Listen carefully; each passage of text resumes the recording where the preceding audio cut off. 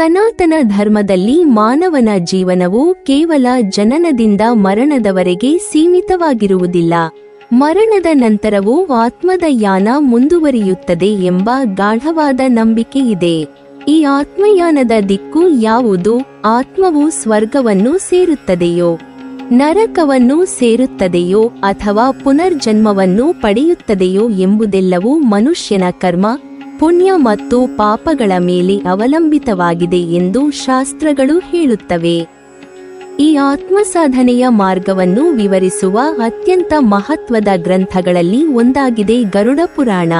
ಇದನ್ನು ಮೋಕ್ಷಶಾಸ್ತ್ರ ಎಂದು ಕರೆಯಲಾಗುತ್ತದೆ.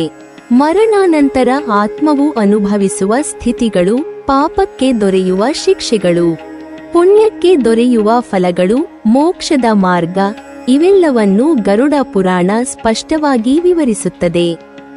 ಗರುಡ ಪುರಾಣದ ಪ್ರಕಾರ ಬದುಕಿನ ಕೊನೆಯ ಕ್ಷಣಗಳು ಅತಿ ಮುಖ್ಯವಾಗಿವೆ. ಮನುಷ್ಯನು ಜೀವನ ಪೂರ್ತಿ ಮಾಡುವ ಕರ್ಮಗಳ ಒಟ್ಟು ಫಲವು ಮರಣದ ಕ್ಷಣದಲ್ಲಿ ಸ್ಪಷ್ಟವಾಗಿ ತೀರ್ಪಾಗುತ್ತದೆ ಎಂಬ ನಂಬಿಕೆಯಿದೆ.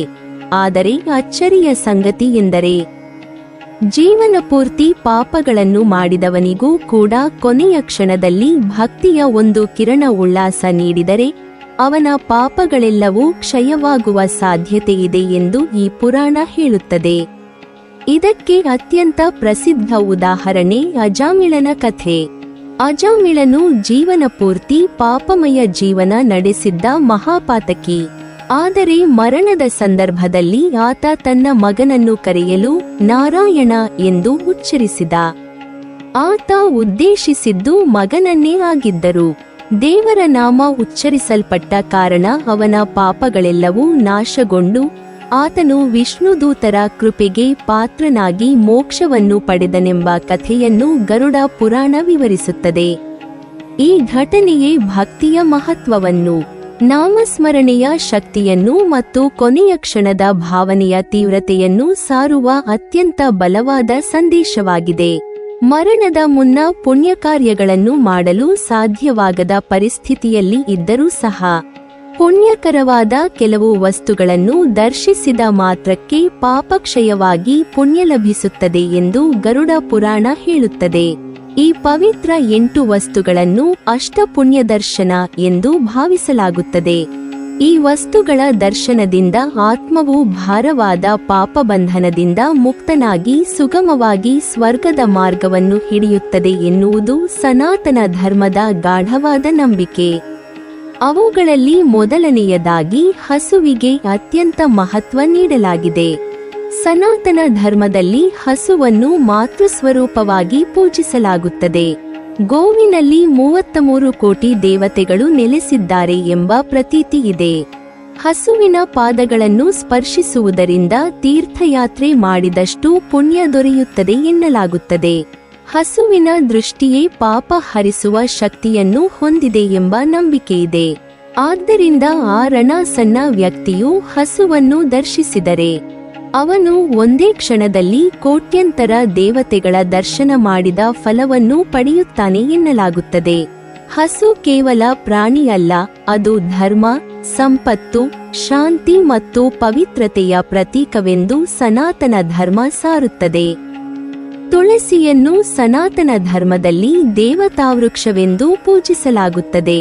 ತುಳಸಿಯಲ್ಲಿ ಸ್ವತಃ ಮಹಾವಿಷ್ಣುವು, ಲಕ್ಷ್ಮೀ ದೇವಿಯೂ ನೆಲೆಸಿರುತ್ತಾರೆ ಎನ್ನುವ ನಂಬಿಕೆಯಿದೆ.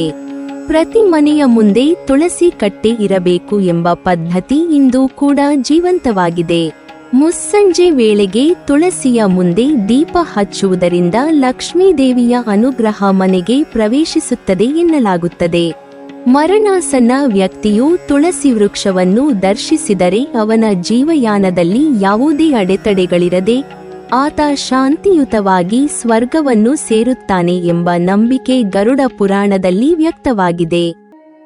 ಗೋವಿನಿಂದ ದೊರೆಯುವ ಪ್ರತಿಯೊಂದು ವಸ್ತುವು ಪವಿತ್ರ ಎಂಬ ನಂಬಿಕೆ ಹಿಂದೂ ಧರ್ಮದಲ್ಲಿ ಇದೆ. ಗೋಮೂತ್ರವು ಅದರಲ್ಲಿ ಪ್ರಮುಖವಾದದ್ದು. ಪಂಚಗವ್ಯಗಳಲ್ಲಿ ಗೋಮೂತ್ರಕ್ಕೂ ವಿಶೇಷ ಸ್ಥಾನವಿದೆ. ಧಾರ್ಮಿಕ ಕರ್ಮಗಳಲ್ಲಿ, ಪೂಜೆಗಳಲ್ಲಿ ಶುದ್ಧೀಕರಣ ವಿಧಿಗಳಲ್ಲಿ ಗೋಮೂತ್ರವನ್ನು ಉಪಯೋಗಿಸಲಾಗುತ್ತದೆ. ಶಾಸ್ತ್ರಗಳ ಪ್ರಕಾರ ಗೋಮೂತ್ರವನ್ನು ನೋಡುವುದರಿಂದಲೇ ಆತ್ಮಕ್ಕೆ ಶುದ್ಧತೆಂಟಾಗುತ್ತದೆ ಎನ್ನಲಾಗುತ್ತದೆ.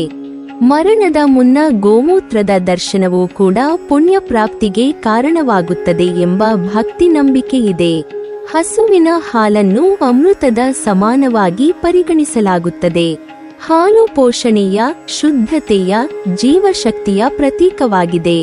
ಶ್ರೀಕೃಷ್ಣನು ವಿದುರನ ಮನೆಯ ಮುಂದೆ ಹಾಲಿನ ಹೊಳೆ ಹರಿಸಿದನೆಂಬ ಪೌರಾಣಿಕ ಕಥೆಯು ಹಾಲಿನ ಪುಣ್ಯತ್ವವನ್ನು ಸಾರುತ್ತದೆ. ಹಾಲು ದೇಹಕ್ಕಷ್ಟೇ ಅಲ್ಲ, ಮನಸ್ಸಿಗೂ ಶುದ್ಧತೆಯನ್ನು ನೀಡುತ್ತದೆ ಎಂಬ ಭಕ್ತಿ ವಿಶ್ವಾಸವಿದೆ. ಮರಣಾಸನ್ನ ಸಮಯದಲ್ಲಿ ಹಾಲಿನ ದರ್ಶನವಿದ್ದರೆ ಅದು ಪಾಪಕ್ಷಯಕ್ಕೆ ಸಹಕಾರಿಯಾಗುತ್ತದೆ ಎಂಬ ನಂಬಿಕೆಯಿದೆ. ಗೋಧೂಳಿ ಎಂದರೆ ಹಸುಗಳು ಸಂಜೆ ಮೆಂದಿನಿಂದ ಮನೆಗೆ ಮರಳುವಾಗ ಅವುಗಳ ಪಾದಗಳಿಂದ ಏಳುವ ಧೂಳು. ಈ ಸಮಯವನ್ನು ಅತ್ಯಂತ ಪವಿತ್ರ ಕಾಲವೆಂದು ಪರಿಗಣಿಸಲಾಗಿದೆ. ಗೋವಿನ ಪಾದಗಳಿಂದ ಏಳುವ ಧೂಳಿಗೂ ಸಹ ದೈವಿಕ ಶುದ್ಧತೆ ಇದೆ ಎನ್ನಲಾಗುತ್ತದೆ. ಗೋಧೂಳಿ ಸಮಯದಲ್ಲಿ ಮಾಡುವ ಪೂಜೆಗೆ ಅಪಾರ ಪುಣ್ಯ ಲಭಿಸುತ್ತದೆ ಎಂಬ ನಂಬಿಕೆ ಪ್ರಾಚೀನ ಕಾಲದಿಂದಲೂ ಜೀವಂತವಾಗಿದೆ. ಈ ಧೂಳನ್ನು ನೋಡಿದ ಮಾತ್ರಕ್ಕೂ ಪುಣ್ಯ ಲಭಿಸುತ್ತದೆ ಎಂದು ಗರುಡ ಪುರಾಣ ಸೂಚಿಸುತ್ತದೆ. ಶಂಖವು ಸಮುದ್ರಮಥನದ ಸಮಯದಲ್ಲಿ ಸಮುದ್ರದಿಂದ ಉದ್ಭವಿಸಿತು ಎನ್ನಲಾಗುತ್ತದೆ.